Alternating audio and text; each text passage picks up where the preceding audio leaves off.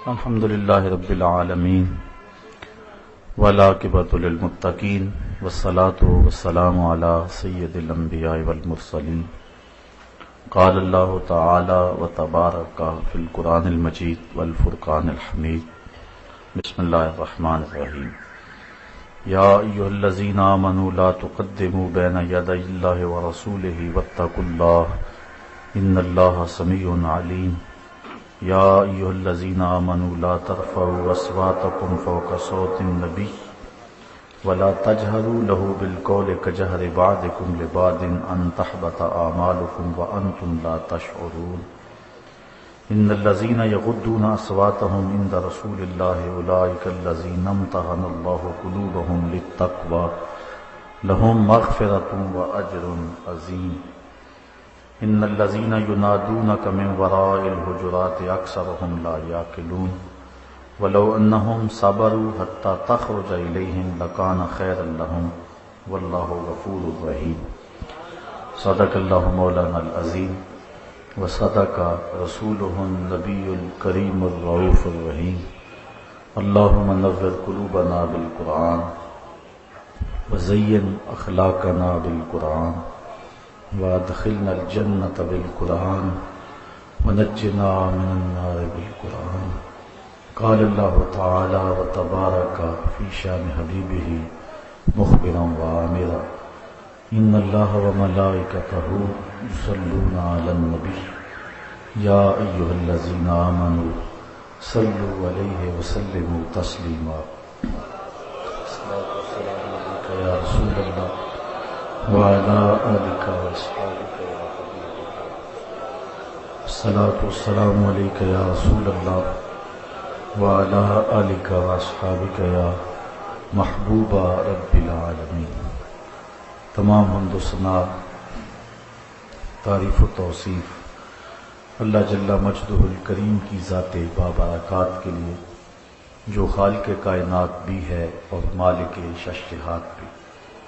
اللہ جل وعلا کی حمد و ثنا کے بعد حضور نبی اکرم شفیع امم رسول محتشم نبی مکرم اللہ کے پیارے امت کے سہارے رب کے محبوب دانائے غیوب مالک رقاب امم فخر عرب و عجم والی کون و مکان سیاہ لا مکان سید انس و جان سرور لالا رخاں نیر تاباں سر نشین مہوشاں ماہ خوباں شہنشاہ حسینہ تتیمہ دوراں سر خیل زہرہ جمالاں جلوہ صبح ازل نور ذات لم یزل باعث تکوین عالم فخر آدم و بنی آدم نیر بدہا رازدار ما اوہا شاہد ما طغا صاحب علم نشرہ معصوم آمنہ احمد مجتبی حضرت محمد مصطفیٰ صلی اللہ علیہ وسلم کے حضور ناز میں اپنی عقیدتوں ارادتوں اور محبتوں کا خراج پیش کرنے کے بعد معزز محترم محتشم سامعین السلام علیکم ورحمۃ اللہ وبرکاتہ۔ آج کی یہ بابرکت ذی وقار اور بارونق لبیک یا رسول اللہ کانفرنس جو آپ کے یہاں منعقد ہوئی ہے اپنے آقا و مولا حضور ختمی المرتبت صلی اللہ علیہ وسلم کے حضور ناز میں اپنی عقیدتوں ارادتوں اور نیازمندیوں کا خراج پیش کرنے کے لیے منعقد کی گئی ہے اور اپنے آقا سے تجدید عہد غلامی کرنے کے لیے ہم یہاں جمع ہوئے ہیں۔ اللہ تعالیٰ میری آپ کی حاضری اپنی بارگاہ میں قبول فرمائے۔ معززین شہر علماء کرام بالخصوص حضرت صاحبزادہ والا مرتبت جانشین شیخ الحدیث صاحبزادہ حامد رضا صاحب زیدہ مجدہ اپنی گوناگو مصروفیات کے باوجود جلوہ فراز ہوئے، ہم تہہ دل سے ان کے شکر گزار ہیں۔ اللہ ہم سب کو حضور علیہ الصلوۃ والسلام کے سینے کا فیض اور نور نصیب فرما۔ میں نے آپ کے سامنے سورہ حجرات کی ابتدائی یہ 5 آیات میں نے آپ کے سامنے تلاوت کی ہیں، اور مجھے آپ کی ایک ایک لمحے کی توجہ درکار رہے گی۔ ارشاد فرمایا، یا ایھا الذین آمنوا، اے اہل ایمان، لا تقدموا بین یدی اللہ ورسولہ، اللہ اور اس کے رسول سے آگے نہ بڑھو، واتقوا اللہ، اور اللہ سے ڈر جاؤ، ان اللہ سمیع علیم، بے شک اللہ تعالیٰ سنتا جانتا ہے۔ واقعہ اس طرح ہوا، بڑی عید کا موقع تھا، حضور علیہ السلام کے کچھ اصحاب نے تقرب الی اللہ کے لیے، اللہ کی رضا جوئی کے لیے اپنی قربانیوں کے جانور ذبح کر دیے، اور ذبح کرنے میں جلدی یہ ہوئی کہ حضور علیہ السلام نے ابھی اپنے جانور ذبح نہیں کیے تھے کہ انہوں نے پہلے ہی ذبح کر دیے، حتیٰ کہ عید سے بھی پہلے اپنے جانور ذبح کر دیے۔ دوسرا شان نزول علماء نے بیان فرمایا ہے، یا یہ ہے کہ شعبان کے 29 ایام گزرنے کے بعد چاند دیکھنا چاہیے، اور اگر چاند نظر آ جائے تو ٹھیک، ورنہ 30 دن شعبان کے پورے کرنے چاہیے۔ جب چاند دیکھا گیا تو نظر نہ آیا، تو کچھ لوگوں نے اگلے دن کا روزہ احتیاطاً رکھ لیا، یوم شک کا روزہ رکھ لیا۔ حضور نے نہیں رکھا تھا، صحابہ نے رکھ لیا۔ تب یہ آیت کریمہ نازل ہوئی، اے ایمان والو، اللہ اور اس کے رسول سے آگے کیوں بڑھتے ہو؟ حضور علیہ السلام نے ارشاد فرمایا، تمہاری قربانیاں تیزی کا گوشت ہیں، جلد بازی کا گوشت ہے، جس کو تم کھا سکتے ہو، تمہارے لیے حلال ہے، لیکن قربانیاں نہیں ہیں۔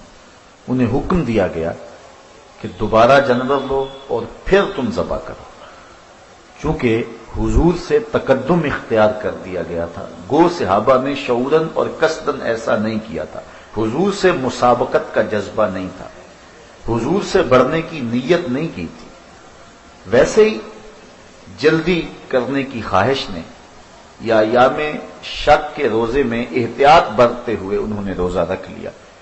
گو انہوں نے اس کا قصد نہیں کیا تھا، لیکن نفس الامر میں حضور سے پہل اور تقدم ہو گیا تھا، اس لیے اللہ تعالیٰ نے اس کو گوارا نہ کیا، اور اہل ایمان کو حکم دیا کہ تم اللہ اور اس کے رسول سے آگے کیوں بڑھتے ہو؟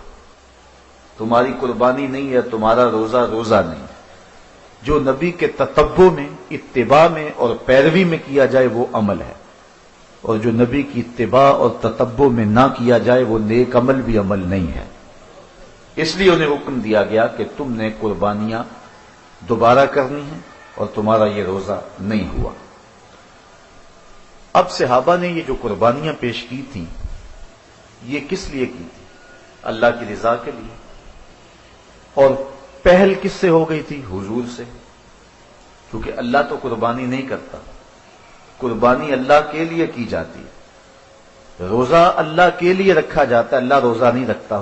اللہ تعالیٰ سے پہل تو نہیں ہوئی تھی نفس الامر میں، حقیقت میں، لیکن اللہ تعالیٰ نے اس کو اپنے سے پہل قرار دیا اور کہا، اے ایمان والو، اللہ اور اس کے رسول سے آگے کیوں بڑھتے ہو؟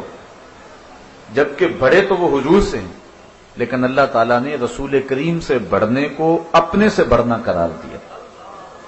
یہاں میں اگر گفتگو طوالت کے ساتھ کرنا چاہوں تو ایک لمبا وقت درکار ہے، اگر 2 لفظوں میں سمیٹنا چاہوں تو اپنا عقیدہ یوں آپ کے سامنے رکھوں گا کہ ہم یہ نہیں کہتے کہ اللہ اور اس کے رسول کی ذات ایک ہے، اگر کہیں گے تو کفر ہوگا۔ ہم یہ نہیں کہتے کہ اللہ اور اس کے رسول کی ذات ایک ہے، ہم کہتے ہیں ذات ایک نہیں مگر بات ایک ہے۔ اس لیے اللہ تعالیٰ نے رسول کریم سے بڑھنے کو اپنے سے بڑھنا قرار دیا، اور اس آیت کریمہ کے نزول کے بعد بالخصوص صحابہ نے اس بات کا التزام کیا کہ کسی عمل میں مسابقت پھر نہیں کی۔ حضرت عثمان غنی رضی اللہ تعالی عنہ کا عمل دیکھ لیجئے صلح حدیبیہ کے موقع پہ، جب انہیں سفیر بنا کر حضور بھیجتے ہیں قریش مکہ کے پاس، تو انہوں نے کہا کہ ہم مسلمانوں کو عمرہ نہیں کرنے دیں گے۔ چلو عثمان تم آ گئے ہو، اللہ کا گھر سامنے ہے، تم عمرہ کر لو، طواف کر لو، حجر اسود چوم لو، حتیم میں نفل پڑھ سکتے ہو، تم ہمارے رشتہ دار بھی ہو، آ بھی گئے ہو، تم عمرہ کر لو۔ حضرت عثمان رضی اللہ تعالیٰ عنہ نے کہا اگر میرے رسول عمرہ نہیں کریں گے تو عثمان بھی نہیں کرے گا۔ دل ترس رہا تھا کعبے کے دیدار کے لیے، کتنا عرصہ ہوا تو چھوڑا تھا اس شہر نور کو، اور کعبۃ اللہ کا طواف کیے عرصہ بیت گیا تھا، دل مچلتا تھا، جذبے گڑائیاں لیتے تھے، لیکن کہا جب حضور طواف نہیں کریں گے تو عثمان بھی نہیں کرے گا۔ حضرت عمر رضی اللہ تعالیٰ عنہ کی بھی سن لیجیے، طواف کرتے کرتے رکے، حجر اسود کے پاس آئے، چومنے لگے تو رک گئے، کہا اے حجر اسود میں تجھے کبھی نہ چومتا اگر میرے رسول نے تجھے چوما نہ ہوتا، میں تجھے اس لیے چوم رہا ہوں کہ میرے نبی نے تجھے چوما ہے۔ ہم نے قطرہ دیکھا نہ کبھی دریا پہ غور کیا، بس جہاں تیری جھلک نظر آئی وہیں ڈوب گئے۔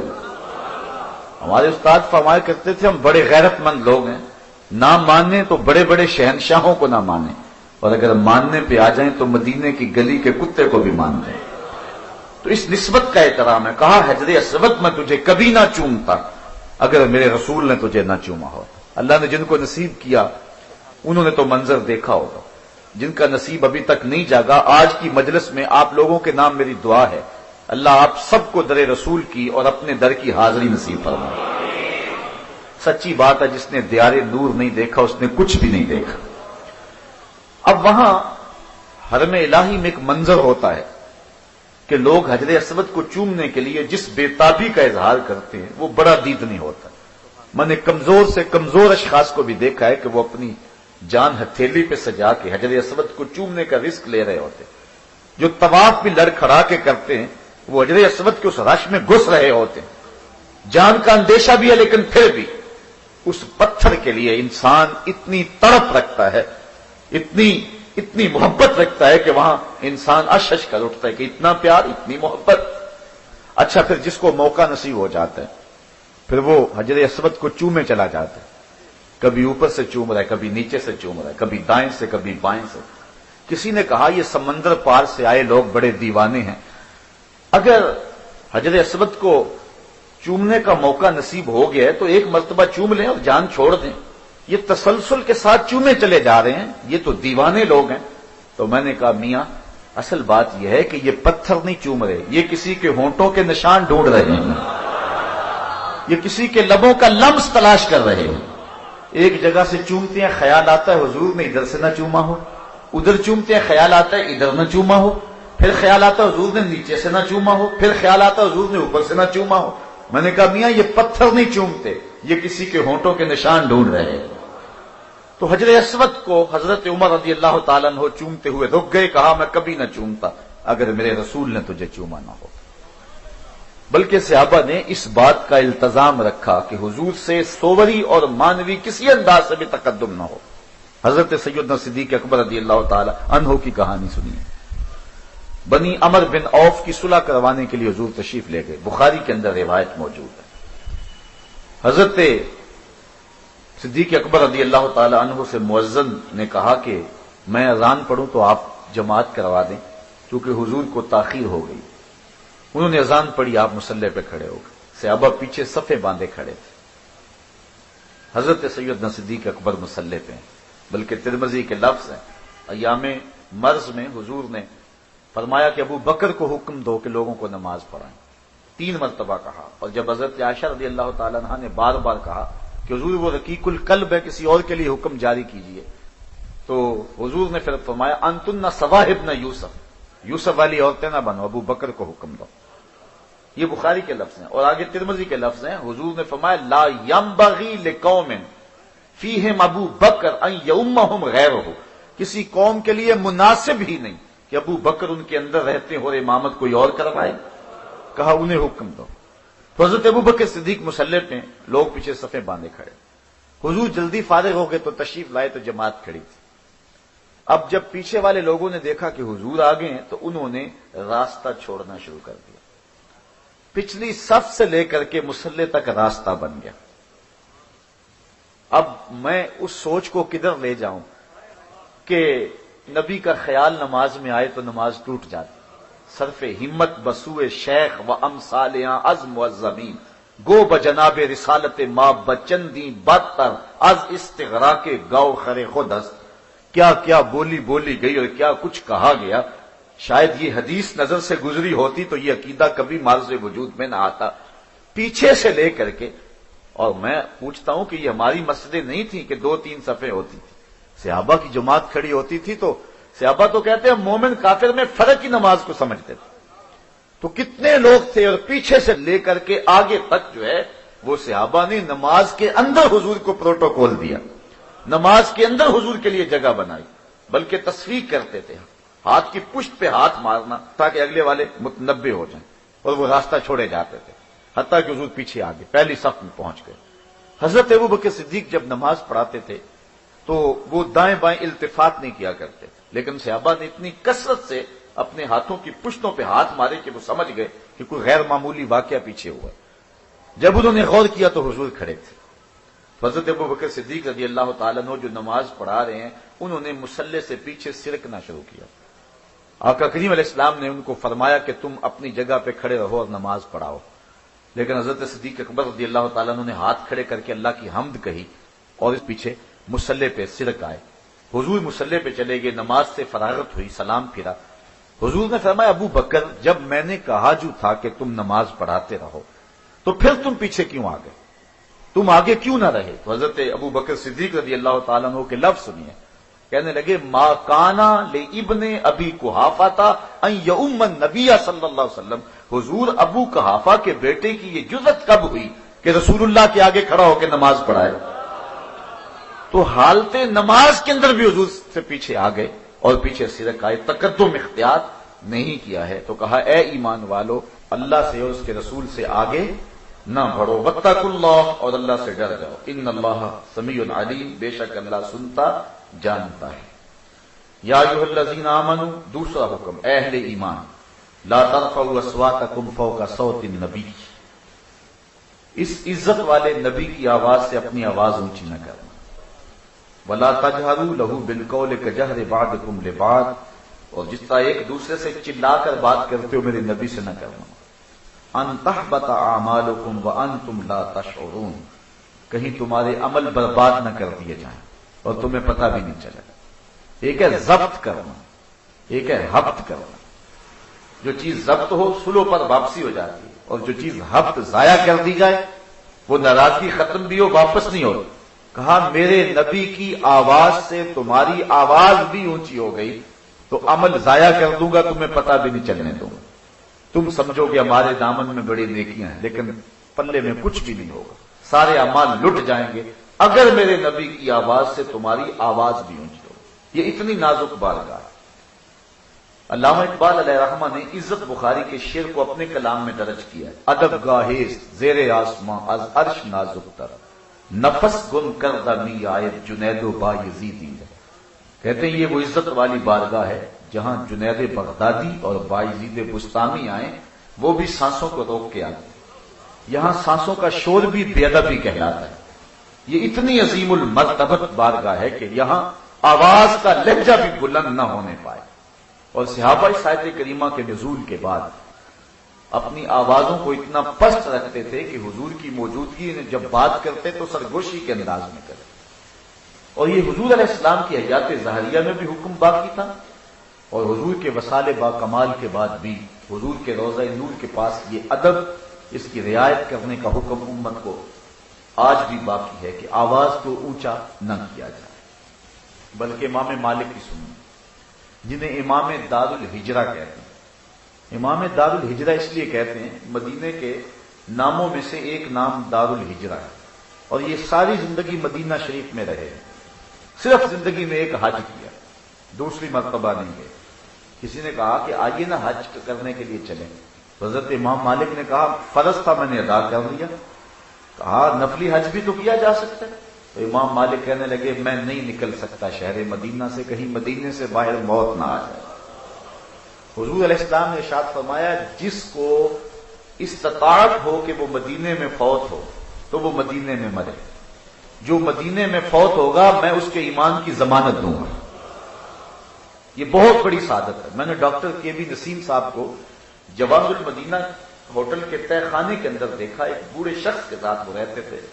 کسی زمانے وہ پشاور یونیورسٹی کے شعبہ فارسی کے انچارج رہے ہیں، بہت بڑا نام ہے۔ حضرت سلطان باہو علیہ الرحمہ کی جتنی کتابیں فارسی سے اردو میں انہی نے منتقل کی ہیں، تو یہاں ان کا خاصا کام تھا، پہچان تھی، عزت تھی۔ مجھے بھی پتا تھا کہ یہاں کیوں رہ رہے ہیں، لیکن میں نے ان کو اس کے باوجود کہا کہ حضرت آپ یہاں کیوں رہ رہے ہیں؟ تو ان کی آنکھوں میں آنسو آ گئے، کہنے لگے میں صرف موت کا انتظار کر رہا ہوں۔ اس مرتبہ جب ہم حضور کے دیار نور پہ گئے تو ایک دن عصر کی نماز پڑھ کے باہر نکلے تو بقیع کی جانب جہاں دار التجہیز بنا ہوا ہے، جن لوگوں نے شہر نور دیکھا ہے وہ منظر سامنے آ گیا ہوگا، تو وہاں عصر کی نماز کے بعد ہم چائے پینے کے لیے بیٹھ گئے۔ ایک بوڑھا شخص جس کی عمر 70 سال کے قریب ہو، اس کی ایک ٹانگ لکڑی کی تھی، وہ ہمارے پاس آ کر کے بیٹھ گیا اور اس انداز سے اس نے حضور کی سنت داڑھی کو خراج پیش کیا کہ اگر ہمارے موجودین میں سے اگر کسی شخص کے چہرے پہ حضور کی سنت کا نور نہ ہوتا تو ممکن نہیں تھا کہ وہ دوبارہ داڑھی منڈوا دے۔ اس انداز سے اس نے حضور کی سنت کو اتنے میٹھے لہجے کے اندر خراج پیش کیا، اور مغرب کا وقت قریب ہو گیا اور شام کے، میں نہیں کہتا اندھیرے چھا رہے تھے، مدینے کی شام بھی بنارس کی صبح سے حسین ہے۔ اس دیس کے پتھر بھی مخمل سے لگے مجھ کو، اور نور کے سانچے میں ہر خار ڈھلا دیکھو۔ مدینے کی شام بھی جو ہے وہ صبحوں سے حسین ہے، روشن ہے، بلکہ وہاں جب شام ہوتی ہے لگتا ہے دن چڑھ آیا ہے۔ تو مسجد نبوی کے میناروں سے اذان کی صدائے دل نواز آنا چاہ رہی تھی، ہمارا جی چاہ کہ ہم جلدی سے مسجد نبوی میں چلے جائیں، لیکن وہ بزرگ اپنی بات کو طول دے رہے۔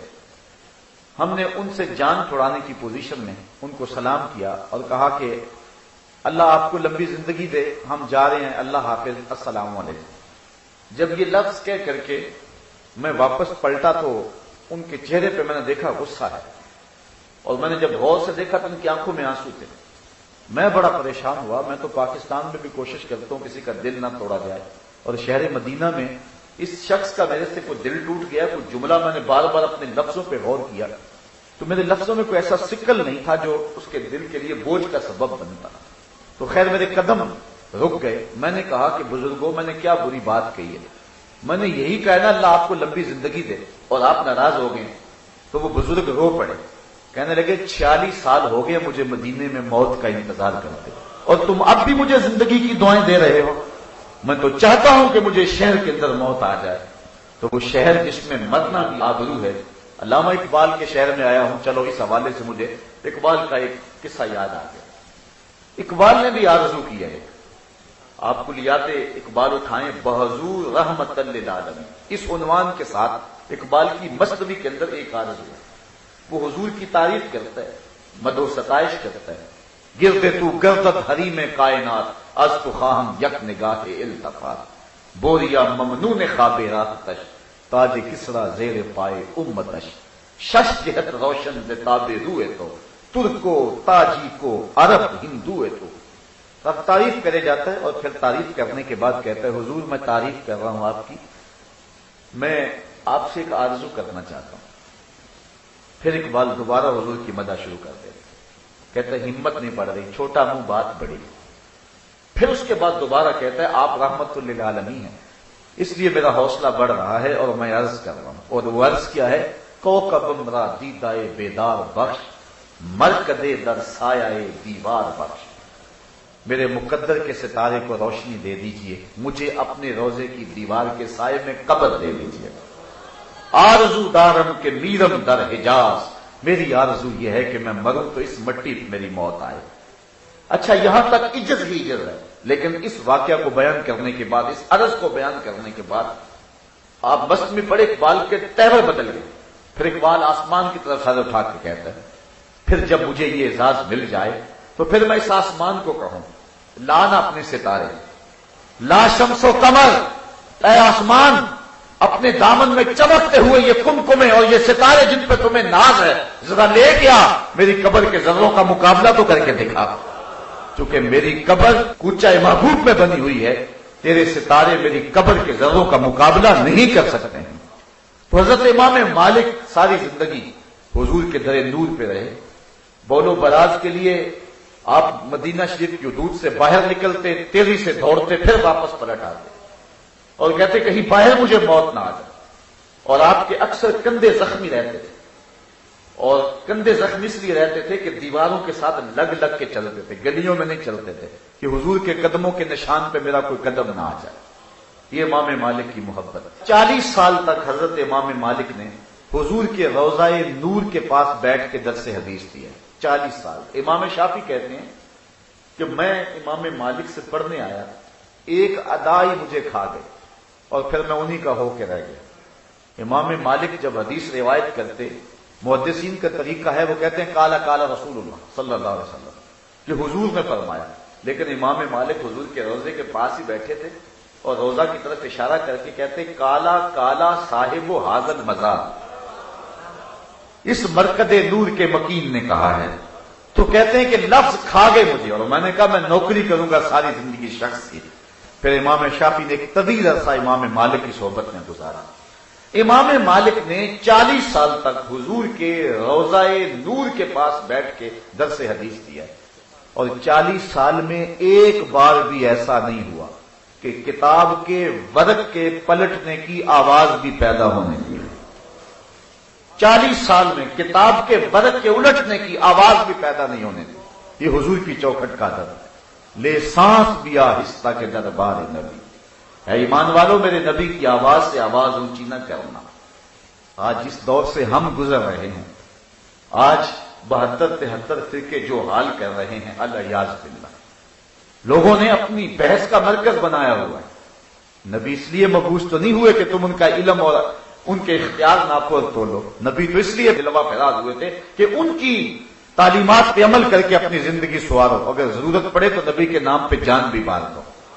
لیکن آج کیا کچھ ہو رہا ہے، میں کہا کرتا ہوں ڈٹھے ورق قرآن دے پھول سارے، تیری شان جیا نہیں کوئی ہور ڈٹھا، تیری شان دا کرے مقابلہ جیڑا انہوں عاشقاں اصلی چور ڈٹھا۔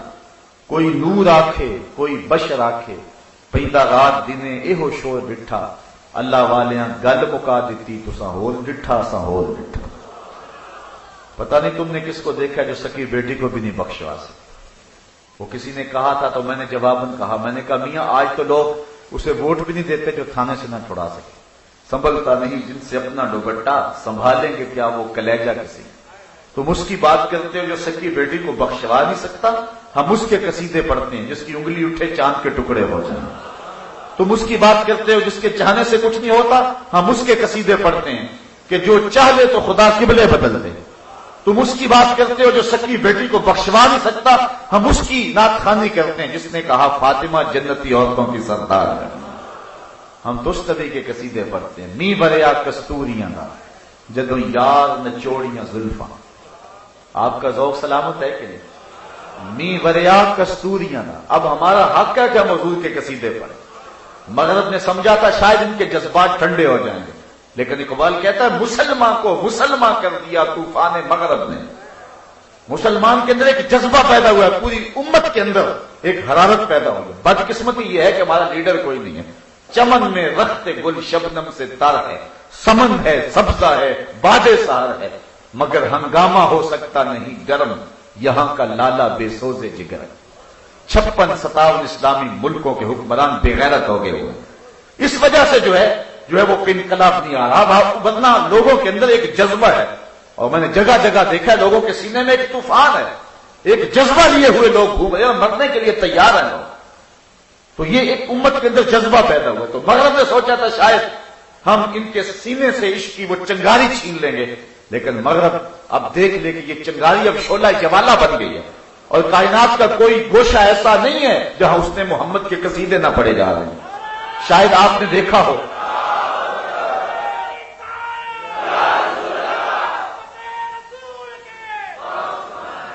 تو ہمارے اوپر لازم ہے کہ اب حضور کی قصیدہ خوانی پوری قوت اور پورے بانکپن کے ساتھ کریں۔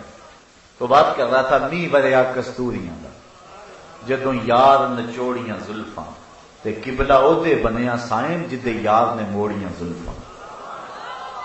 ہم درست نبی کے چاہنے والے. آپ کو واقعہ تو یاد آ گیا ہوگا.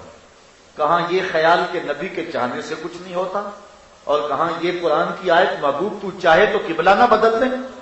قد نرا تقلب وجهك في السماء فلنولينك قبلة ترضاها. کہا محبوب اگر پروگرام ہو گیا تو پھر بدل لو. قبیلہ بنو سلیم کی مسجد ہے، ظہر کی نماز ہے، 2 رکعتیں پڑھ چکے ہیں، 2 ابھی باقی ہیں. خاطر آطر میں خیال آیا قبلہ بدل جائے تو کیا ہو.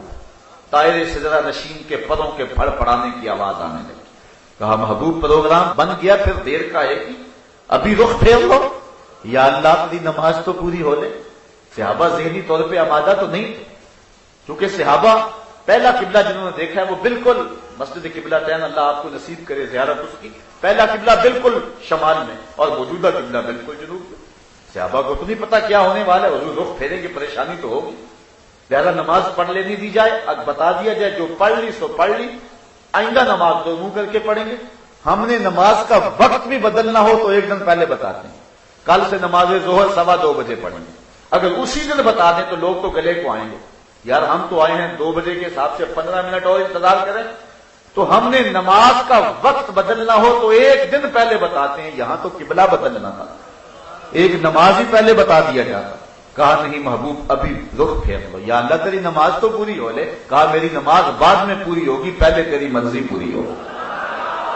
نی وریا کستوریاں دا جدوں یار نچوڑیاں زلفاں تے قبلہ اودے بنیا سائن جتے یار نے موڑیاں زلفاں. ہم اس نبی کے چاہنے، اس نبی کے ماننے والے. تو بات کر رہا تھا کہ کہاں یہ مزاج کے امت ناپنے اور تولنے میں لگی ہے، اور کہاں یہ حکم خبردار میرے نبی کی آواز سے آواز بھی اونچی نہ ہونے پائے. لہجہ بھی اونچا ہو گیا، سب کچھ غرق کر دوں گا، اعمال ضائع کر دوں گا، تمہیں پتہ بھی نہیں چلے گا.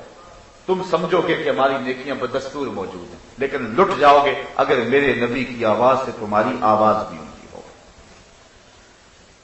اور آگے فرمایا ان الذین یغضون اصواتهم عند رسول اللہ. وہ لوگ جو اپنی آواز کو رسول کریم کے ہاں پست رکھتے ہیں، حضور کی بارگاہ میں اپنی آوازیں نرم رکھتے ہیں، پست رکھتے ہیں. اولئک الذین امتحن اللہ قلوبهم للتقوی. یہ وہ لوگ ہیں جن کے دلوں کو اللہ نے تقوی کے لیے پرکھ لیا ہے. تقوی کی علامت کیا ہے؟ متقی کون ہے؟ جس کی نمازیں زیادہ ہیں، جس کے روزے زیادہ ہیں، جس کی عبادت کا طول و عرض بہت سارا ہے، جس نے حج اور عمرے زیادہ کیے ہیں. اللہ کہتا ہے جو میرے محبوب کا ادب کرتا ہے اس کا دل تقوی کے لیے منتخب ہو گیا. یہ سیدھی سادی نشانی سمجھ میں آ گئی. متقی کون ہے دیکھنا ہے. متقی کون ہے؟ حضور کا نام سن کے جس سے ٹھنڈ پڑ جائے سمجھو متقی ہے. حضور علیہ الصلوۃ والسلام کا ادب جو ملحوظ رکھے وہ متقی ہے. ادب پہلا کرینہ ہے محبت کی کرینہ. بلکہ شہر اقبال میں آیا ہوں تو اقبال کی بات بھی تو یہاں کرنی چاہیے. اقبال سے پوچھا گیا کہ دین کیا ہے؟ 2 لفظ ہی بتاؤ دین کیا ہے. ایک تو تھا 3 گھنٹے کا خطاب کیا جائے کہ دین یہ ہے، 600 صفحات کا مبسوط مقالہ ہو کہ دین یہ ہے. لیکن اگر 2 لفظوں میں پوچھنا چاہو کہ دین کیا ہے تو اقبال کہتا ہے دین سراپا سوختن اندر طلب انتہائش عشق آغازش ادب. اگر 2 لفظوں میں تشریح پوچھو نا دین کی کہ دین کیا ہے تو اقبال کہتا ہے طلب یار میں جلنے کا نام دین ہے. طلب یار میں جلنے کا نام دین سراپا سوختن اندر طلب. طلب یار میں جلنے اور مرنے اور تڑپنے کا نام دین ہے. اسی لیے کہا تھا نا اس نے اللہ سے تڑپنے پڑکنے کی توفیق دے، دل مرتضی سوز صدیق دے. بجھی عشق کی آگ اندھیر ہے، مسلمان نہیں خاک کا ڈھیر ہے. عشق نہیں تو کچھ بھی نہیں ہے. عشق ہی ابتدائے ذات، عشق ہی انتہائے ذات. عشق نہ ہو تو شرف دی بت قطع تصور ہے. کچھ بھی نہیں پلے بچتا اگر عشق نہیں ہے. یہی حرارت ہے، یہی جذبہ ہے، یہی سب کچھ ہے. تو اقبال کہتا ہے دین کیا ہے؟ دین سراپا سوختن اندر طلب. طلب یار میں جلنے کا نام دین ہے. انتہائش عشق آغازش ادب. ادب سے دین شروع ہوتا ہے، عشق پہ ختم ہو جاتا ہے. تو یہ ہے دین اور یہ ہے دین کی تشریح. تو وہ لوگ تقوی والے ہیں جو اپنی آوازیں حضور کے ہاں پست رکھتے ہیں. لہم مغفرۃ و اجر عظیم. ان کے لیے مغفرت ہے اور اجر عظیم ہے۔ ایک تو اللہ نے بخش دے گا، سارے گناہوں سمیت بخش دے گا، اور دوسرا اجر عظیم۔ اجر عظیم کیا ہے؟ دیکھو، میں اگر کہوں کہ آج میں نے بڑی خیرات کی ہے تو کتنی کی ہوگی؟ 500 روپیہ دے دیا ہوگا، 1000 روپیہ بانٹ دیا ہوگا۔ بڑی خیرات کی ہے تو میرا بڑا کہنا اتنا ہی ہو سکتا ہے، لیکن 1 کروڑ پتی شخص کہے کہ آج میں نے بڑا مال بانٹا ہے تو اس نے لاکھوں بانٹے ہوں گے۔ لیکن اگر ارب پتی کہے آج میں نے بڑا بانٹا ہے تو اس نے کروڑوں بانٹے ہوں گے۔ اگر کھرب پتی کہے کہ آج میں نے بڑا مال لٹایا ہے تو اس نے 15 روپے تو نہیں لٹائے ہوں گے، اس نے اربوں روپے دے ہوں گے۔ جتنا بندہ بڑا ہو اس کا بڑا بھی اتنا بڑا ہوتا ہے۔ تو جب اللہ کہہ رہا ہے کہ میں بڑا اجر دوں گا تو پھر اللہ کا بڑا کتنا بڑا ہوگا؟ جو رسول کا ادب کرتے ہیں اللہ کہتا ہے ان کے لیے اجر عظیم ہے، تو جس کو اللہ بھی عظیم کہہ رہا ہے تو وہ کتنا عظیم ہوگا؟ اب اللہ کا کلیل دیکھ لیجیے، اللہ کے عظیم کا تو اندازہ نہیں ہو سکتا۔ کل بتاؤ دنیا کلیل، اللہ کہتا ہے محبوب دنیا کا سارا سامان اللہ کی نظر میں تھوڑا ہے، سارا 7 بر اعظموں پہ پھیلی ہوئی کائنات، سمندروں کی تہوں میں پھیلے ہوئے موتی، پہاڑوں کی کوکھ میں چھپے ہوئے خزانے، لوگوں کے پاس مالیاتی اداروں کے پاس سرمایہ، جو کچھ دنیا میں ہے اللہ کی نظر میں تھوڑا ہے، لیکن محبوب کے ادب کرنے والوں کو جو اللہ عطا کرے گا وہ عظیم ہے۔ وہ کتنا عظیم ہے ہم یہاں بے بس۔ ان الذین ینادونک من وراء الحجرات اکثرهم لا یعقلون، وہ جو حجروں کے باہر آ کے آواز دیتے ہیں، اللہ فرماتے ہیں اکثر عقل نہیں رکھتے۔ یہ ایک وقت آیا تھا جو آداب رسالت کی رعایت نہ رکھ سکا، دیہاتی تھے، نہیں جانتے تھے ادب کیا ہے، باہر کھڑے ہو کر کہا یا محمد اخرج الینا، ہماری بات باہر نکل کے سنیں۔ یہ حضور سے انہوں نے کہا، اللہ تعالیٰ کو ان کی یہ ادا پسند نہ آئے، سورہ حجرات کی آیتیں اتاری، اور اسی وجہ سورت کا نام حجرات ہے، حجرے کی جمع حجرات ہے۔ اللہ نے محبوب کے حجروں پہ سورت اتار دی، اللہ اکبر۔ تو کہا ان الذین ینادونک من وراء الحجرات، جو حجروں سے باہر کھڑے ہو کے ندائیں دیتے ہیں، آوازیں دیتے ہیں، اکثرهم لا یعقلون، وہ عقل نہیں رکھتے۔ ولو انہم صبروا، اگر وہ آوازیں نہ دیتے، صبر کر کے کھڑے ہو جاتے، حتی تخرج الیہم، محبوب تو خود ہی آ جاتا۔ بندہ مٹ نہ جائے آقا پہ تو وہ بندہ کیا، بے خبر ہو جو غلاموں سے وہ آقا کیا۔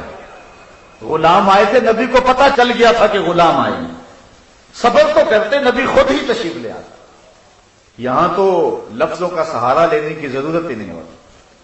حضرت حذیفہ بن یمان کی سنی، صحاح کی روایت ہے، کہتے ہیں میری امی نے کہا کہ جا حضور کے پیچھے نماز پڑھ اور حضور سے میرے لیے اور اپنے لیے دعا کروانا۔ کتنی خوش نصیب لوگ۔